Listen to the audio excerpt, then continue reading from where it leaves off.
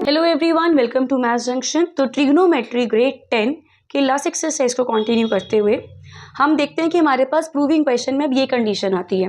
सबसे best option ये better सबसे बेस्ट क्या चीज़ है आपके पास कि आपके पास यहाँ पे आंसर दिया होता है। सेकेंडली रूट है हमारे पास, आंसर में रूट का कोई सीन नहीं है। यहाँ पर 1 प्लस साइन है, 1 माइनस साइन है दे रखा है, कोई आइडेंटिटी नहीं लगती मेरी यहाँ पे, एलसीएम नहीं है और ना ही ये ऑलरेडी साइन की फॉर्म में, तो मैं साइन कॉस में चेंज भी नहीं कर सकती। तो यहाँ पर जब भी आपको रूट दिख जाए, फ्रैक्शन में सेम चीजें हैं, तो यहाँ पर एक चीज लगती है रैशनलाइजिंग। तो रैशनलाइजिंग करेंगे, रूट को हम वहीं रखेंगे, 1 प्लस साइन है, 1 माइनस साइन है। तो रैशनलाइज करते हुए डिनोमिनेटर को, यानी कि जब आप रैशनलाइज कर रहे हैं तो डिनोमिनेटर का नंबर एज इट इज चलता है, सिर्फ उसके बीच में जो साइन है वो चेंज होता है, यानी कि माइनस की जगह पर आ जाएगा प्लस, क्योंकि यहाँ पर आइडेंटिटी लगने वाली है। नेक्स्ट रूट को नहीं छेड़ेंगे अभी तक हम, जब तक हमारे पास कोई समझ ना आए। 1 प्लस साइन ए इंटू 1 प्लस साइन ए, यानी ए इंटू ए क्या होता है, ए स्क्वायर। तो ये बन जाएगा 1 प्लस साइन ए का होल स्क्वायर, क्योंकि ये ए इंटू ए है। अगर ए इंटू ए होता है वो ए का स्क्वायर है। अब एक ही जगह पर ये ब्रैकेट है तो पूरे का स्क्वायर बनेगा, अलग अलग नहीं बनेगा।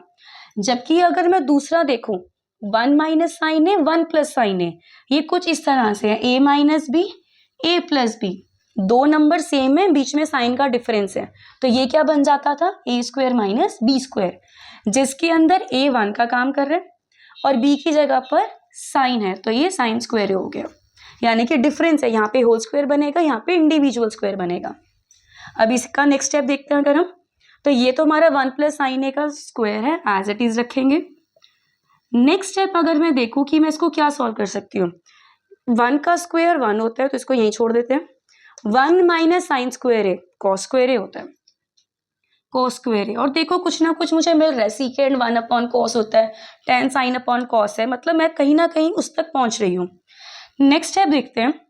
अब ये ए का स्क्वायर है, मतलब मैं स्क्वायर और रूट को काट सकती हूँ। यहाँ पे कॉस के ऊपर स्क्वायर है, सिर्फ एक डिजिट के ऊपर, तो मैं यहाँ से स्क्वायर और रूट भी कैंसिल कर सकती हूँ। आप डायरेक्टली भी रूट कैंसिल कर सकते हैं, नहीं तो आप इस तरह से भी लिख सकते हैं, जो एक प्रॉपर फॉर्म है कि 1 प्लस साइन ए और कॉस, इन सब का एक स्क्वायर ले लिया आपने। अगर खोलो के देखो यही बनता है, और इसके ऊपर रूट चढ़ा दिया, फिर रूट और स्क्वायर को आपने कैंसिल कर दिया, ये प्रॉपर फॉर्म है। अब आपके पास बच गया सिर्फ 1 plus sign A upon cos A. Again मुझे यहाँ पहुंचने सीकेंड ए मतलब 1 अपॉन कॉस, मुझे ये अलग करना पड़ेगा। आपको आपका प्रूफ देखते रहना है बार बार कि क्या आपको उस अप्रोच कर भी रहे हो कि आप बिल्कुल डिफरेंट आंसर क्रिएट कर रहे हो। देखो 1 अगर मैं कॉस को अलग करूँ मुझे सीकेंड भी मिलता है, अगर मैं साइन और कॉस को अलग करूँ मुझे tan भी मिल रहा है, यानी कि मैं डिनोमिनेटर अलग कर दूंगी, 1 upon cos A plus sine upon cos A. अगर नीचे एक डिनोमिनेटर है तो आप उसको अलग कर सकते हो, कोई प्रॉब्लम नहीं है। कॉस ए, जिसमें 1 अपॉन कॉस आपका सीकेंड होता है और साइन अपॉन कॉस आपका tan होता है। तो ये प्रूफ आ गया, यानी कि जब आपके पास रैशनलाइजिंग मतलब रूट दिख रहा है आपको और सेम डिजिट्स दिख रहे हैं कि आपकी कोई आइडेंटिटी बन रही है, यानी कि यहाँ पर, तो आप उसी को डिनोमिनेटर से लेके आप उसको रैशनलाइज कर देते हो।